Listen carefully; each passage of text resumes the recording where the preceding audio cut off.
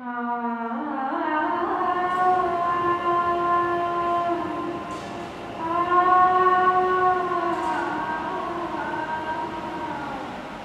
population of Bangalore is 10 million. Bangalore is the capital of Karnataka. Karnataka is one of the 28 states of India.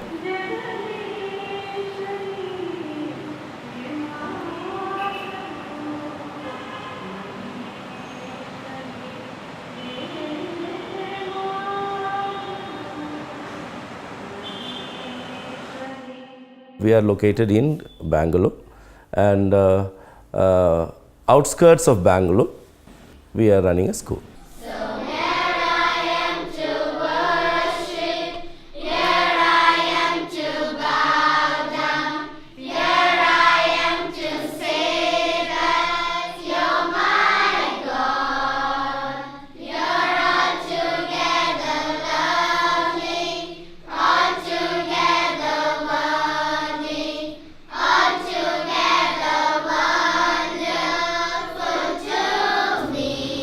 My school's name is Don Bosco High School, established in 1988. They call me the principal in my workplace. This year we moved into a better school building. Of course it is leased and rent is quite high, but he's a little considerate about it. Father, thank you for this wonderful day. Thank you for loving and caring us a lot. As we gather here, Father, you bless us and lead us.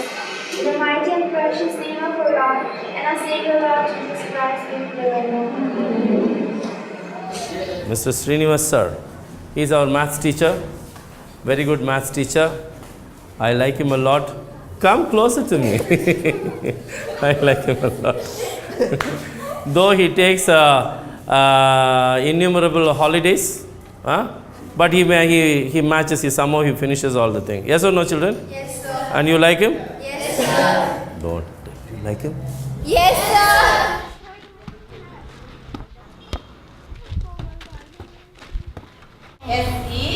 S-E-V-E-N 17 E-I-G-H-T-E-E-N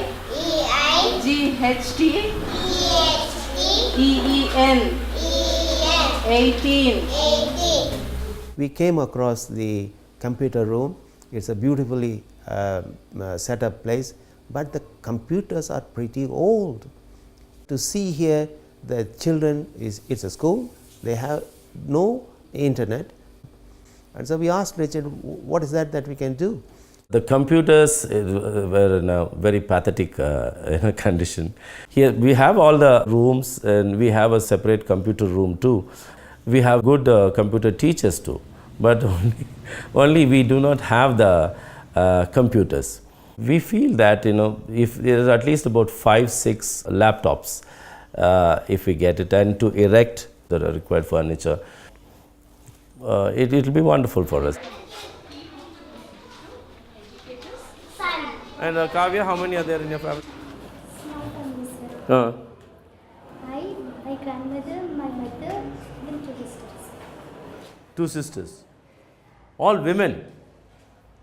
You, your grandmother, mother, you, your 2 sisters. 5 women only. No male member at all. Okay. Well, your mother is earning? Yes. Your grandmother also is earning?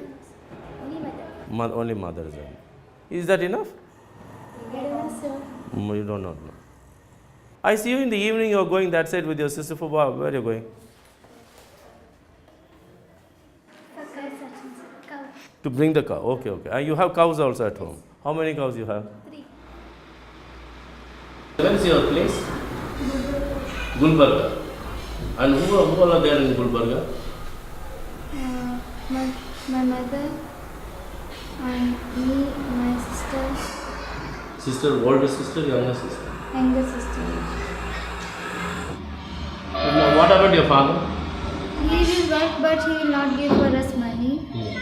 And he was praying that play cards. Cards, playing Cards.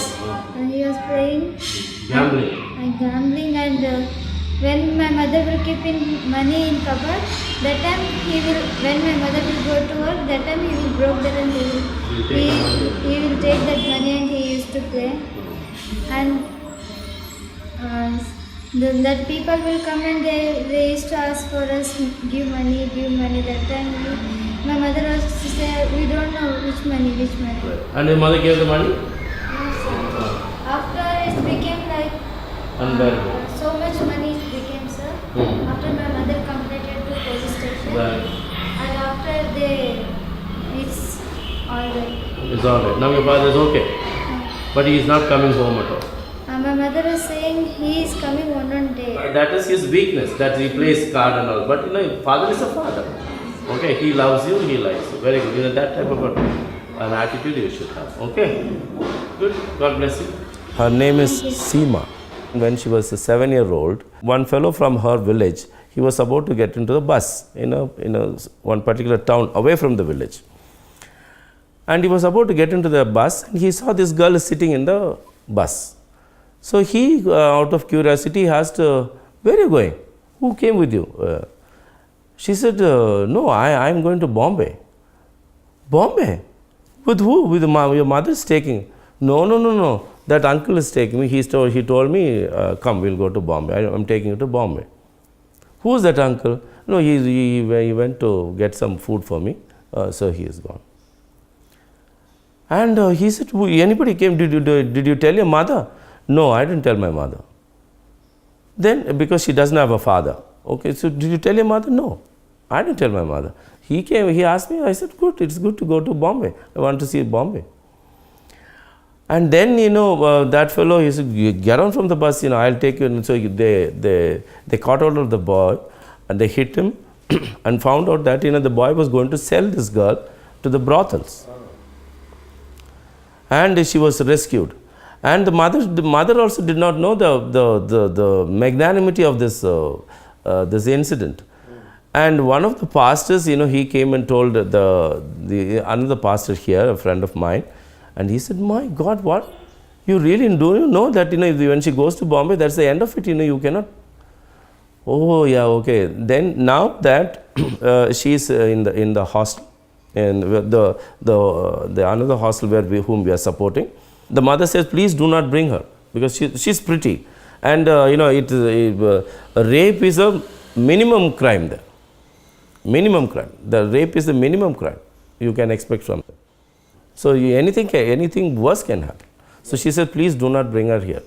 So do something for her there only in Bangalore. So she's for the summer vacations and all, she doesn't go. She's here. So it's a very tragic thing, and of course, now she understands the fear. When she was 7-year-old, she never understood that.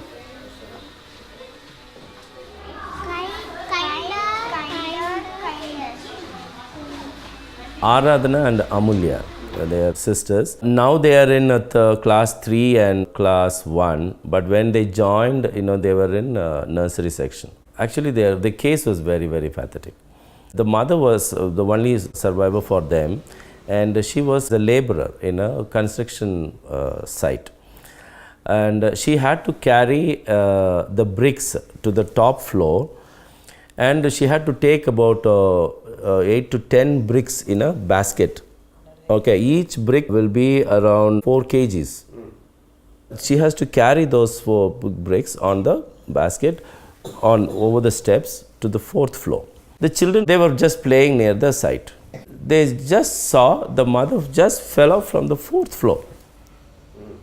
And right in front of in their presence, she died with the head broken.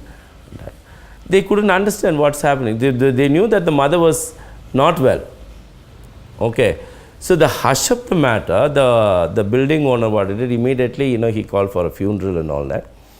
By 3:30 and the funeral was over. That mother did not have any relatives. One fellow who came, about 13, 14-year-old boy, they are my cousins, and I'll take them to my brother's house and all that. So he collected, give me some money to take them for the bus and all that. He took them to the bus stop and he scooted. He scooted with the money, whatever money. Children did not have nobody. And it was about 5 o'clock in the evening. And they were hungry. They did not know what really happened. You can imagine the child was only 4-year-old and the other one is 2-year-old. They did not know anything. And hunger, tired. They started crying.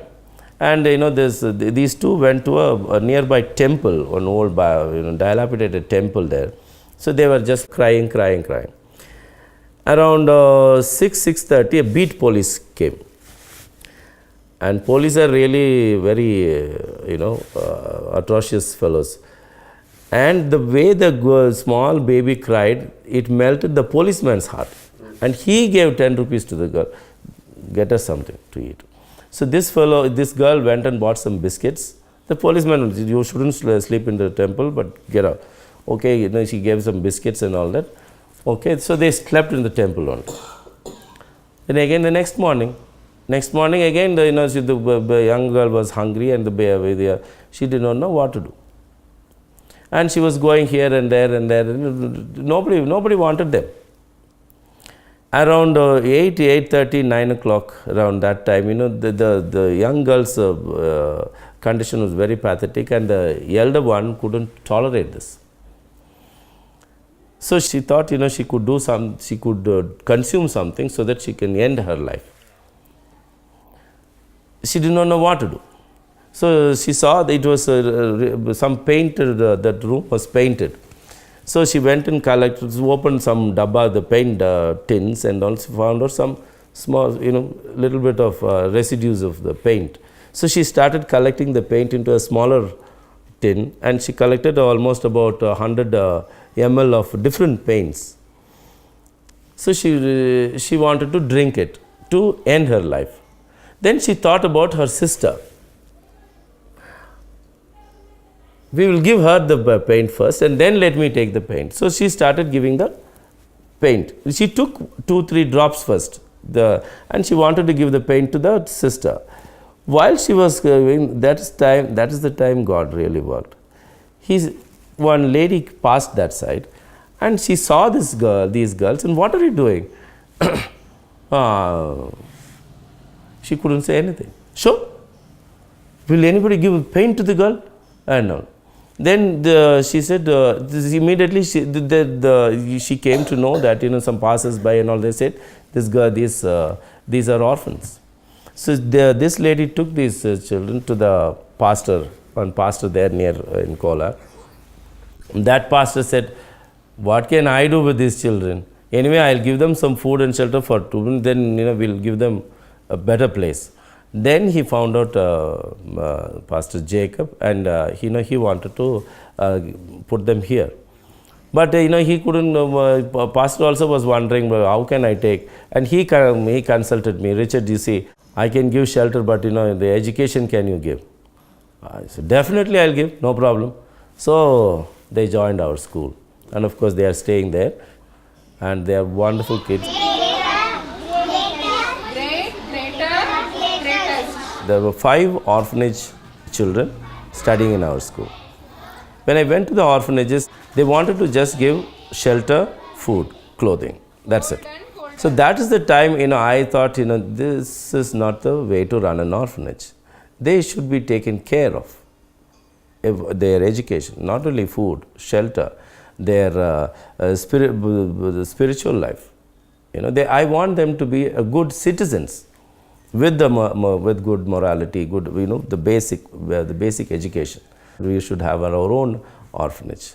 We should take care of the children, not only by food and shelter, but their life.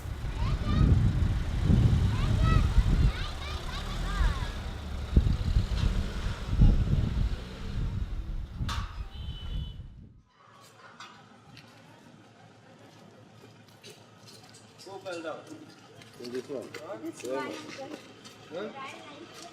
We are blessed that the house where we have taken for rent is a Christian woman. Earlier we were really struggling, but now we are blessed with, for the past 2 years, she understands very well, and she understands our idea of an orphanage.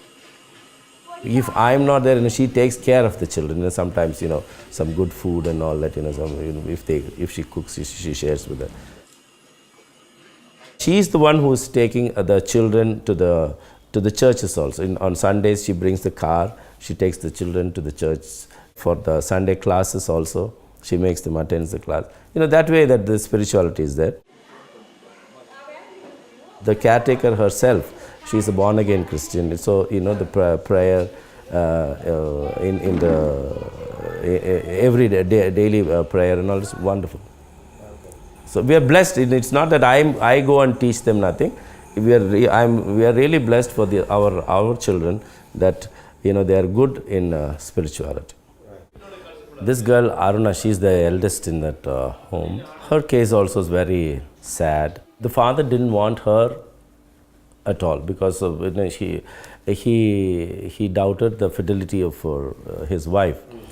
When she was a baby, and he came one day in a fit of anger, and he found out this girl with the the mother was nursing the baby, and he grabbed the baby and he flung it to the wall. She survived the impact. Maybe that impact is there. She is a little dull in her studies. She's got an angelic smile, and she's a wonderful kid. The father died when he was drunk, and he ran over by a lorry or something, and he died. And then the mother, she did not have any support. And that is the time somebody introduced this case to me, and I said, very well, I referred to the Pastor Steve, and he said, yeah, we can take the prayer. So she came to our home, and she was going to our school. But she was very attached to her grandmother. One day what happened, about 15 kilometers to her workplace, they stopped the bus, and this is where they will stop you. Oh, okay, so it is around 7 o'clock in the evening.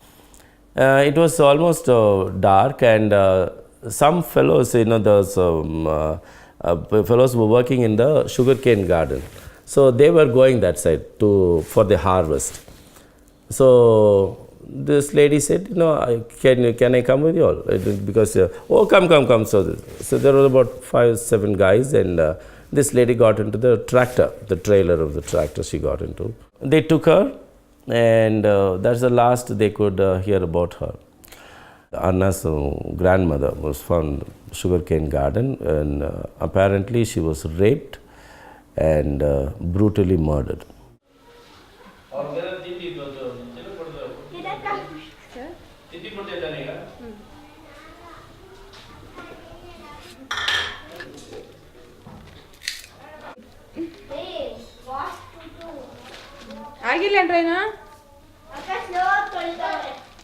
The caretaker, Geeta, her husband, in her presence, this fellow went and hanged himself.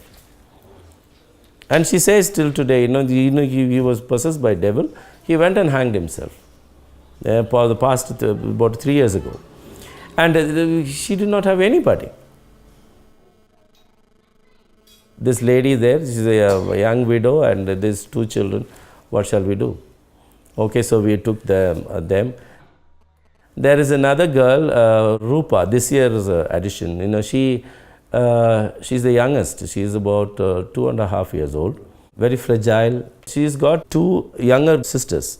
And the father is mentally retarded, and he goes and, goes to, in the whole village, he goes about, everybody takes the stones and hit him. He's a mad guy. And this lady who does not have anybody, she works as a maid. Mind you, in a village, how can she be a maid? Oh, what else they'll give? So she wants all the 3 children to be put here. I said, no, we cannot do all that. So we'll take one girl, and so we took Rupa. So this is how they are there. And you know what, they really need help. That is how I bent the rule, not exactly the orphans, but they really need the help. So I took them into the fold.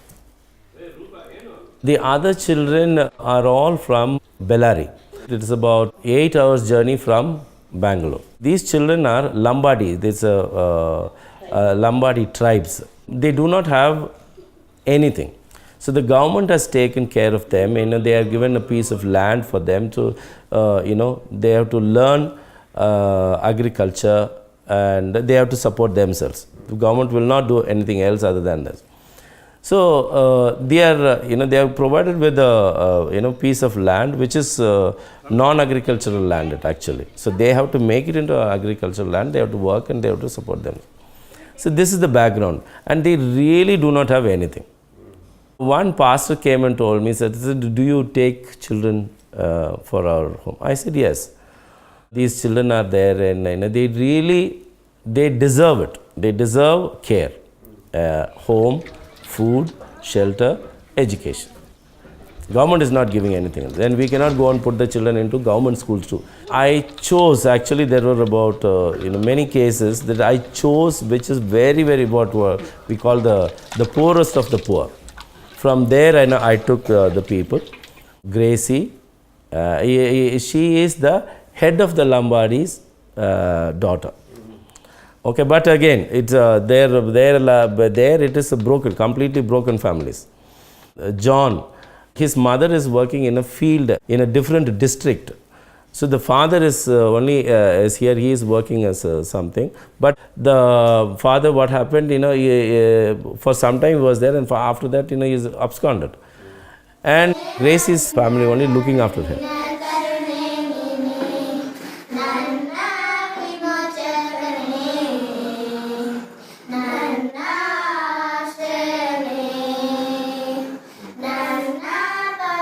This is my wife, Harriet. We're married for 30 years, and I'm really happy. And if whatever I am, it is only because of her. She's the brain behind for all our the home, the school, and all that. She's the breadwinner for us. I'm the breadwinner. Yeah. That is why I don't want to give up the job. If I give up the job, it will be very difficult. I get about 30,000 rupees, so which I pay all the bills. Supposing I give up my job, and it's very difficult for us to run the home. I want to be with the children, so that with that purpose I will resign my job, so that I can take care of the children. That's what I want to do. So even now it's we can take up a bigger house, so we can keep them upstairs. We can live downstairs, but it's not very convenient for me to go to work. That is very far for me to go to work. That's the only drawback. Right, no? Huh? Yes. If we have a small place of our own, this is my idea. One small place of our own, where we can have the school on top, and we can have a home along with that, so that we can live together and take care of the children. This is too far for us to go and come. So we are living with them. Or I can live with the children. I can be with the children. So now paying rent for that building, paying rent for this building, paying rent for the school. So it is too much for us. There are more people who really need support. If I say an orphan could be somewhere the person is, maybe in an orphanage. He getting the support. But suppose if it's a single parent child, what about them? Of course, the mother will be there. The case could be pathetic. Okay, and at least from the orphanage, the children can go to the school. But if it's a single parent, the mother, she has to take care of the child. She won't be able to pay the money to the school. So she doesn't send the children to the school. And I would say the orphans are, bit better off than the single parent children. So I feel that, there are more need for the more thing to be done for these people. Now what happened is, as in our home, Last year there were 7 cases, seven requisitions. We want our children. I said, no. Do you have this one? Yeah, we have. No. Then I said, no. Our home is only for orphans, or at the maximum single parent. I cannot help you if it's a very, very poor. Sir, please understand. You come and see our state here. Please take one. Even Geeta, our caretaker, she said, sir, understand this thing. It is the very, very bad. The cases are very, very bad. Why don't you take 1 or 2? I said no. But there are many cases. If there are 7 cases which they thought the orphans can be taken. There are other cases who are very, very pathetic. If I say yes, I'll be flooded with 100 children. But they need more help. They need more help.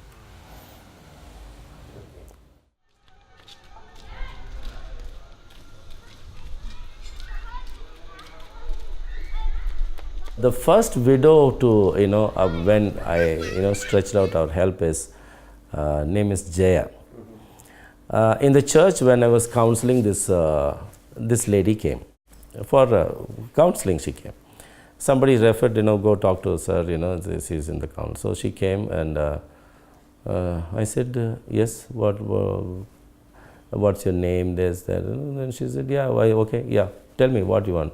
No, I just want to tell you, I'm going to commit suicide. What? I just came to tell you I'm going to commit suicide. I have 2 children. I'm going to commit suicide. That's what I came to tell you. You want to say something to me? She said. Yeah. Go ahead. Go ahead and commit suicide. No problem. And it was a shock for her. I thought you're going to stop. No. You go ahead. No problem. If you commit suicide, if it's going to help your children, it's wonderful, fine. Go ahead. And then, while talking to her, and I found out why. The reason for committing suicide is she does not have a husband, and she finds very difficult to pay the fees for the children, the school, and they sent the children out of the school. She thought the children were studying because she goes to work in the morning, she comes in the evening. And the children will put the dress in front of her, and by the time she goes, they lock them up themselves, and they are at home. They eat their lunch. 2 months they didn't go to school. Then the neighbors came and told, this is what is happening. The children are not going to go to school. And she went to the school. They said, no, they are not coming to our school. We stopped them. They are not supposed to come to our school because they did not pay the fees. So because of fees they did not. Yes. Pay them about 10,000 rupees or something, let them come to school. So I do not have any money. I'm earning, that time she was earning 2,000 rupees per month. I'm not going to send them to school. So I'm going to commit suicide, taking the children, go ahead. Instead of that, is there a way out? See, we have a school. Why don't you put your children in our school? You will take children, my children in your school without paying any money. I did not say without paying any money. You have to pay little money, but then you can put the children in our school. Oh, then it's a different story. Yeah. Then they put the children in our school, and she was so thankful. It was, and she was also very arrogant woman. Like she used to flare up with anybody. Because of her, the unfortunate events and all. And now then, she's a wonderful, she's a Hindu. She's a Hindu, now she's been converted, and she's a very, the way she says the prayer, I cannot say the prayer. And, so then, the other widows, the other widows came to know. We are not supposed to bring all the widows here, Then, we selected some of them, and their cases were very pathetic. One is Mary, she's got about 4 children. And one is Nancy, she's got beautiful 2 children, and her husband died of heart attack. And it's a love marriage for her. And recently Harriet was asking her, this is a love marriage, and she's, he died about 9 years ago, and she still adores him. She still adores him. So wonderful thing it is. And Nancy, yeah. And Rita, she's got a retarded boy, and another boy was Vincent, he's studying in our school. And they're very happy that he's in 9th standard. Then of course Ganga is there. We were giving them their monthly provisions for them to support their families, and their children are coming to our school. This is what the setup was.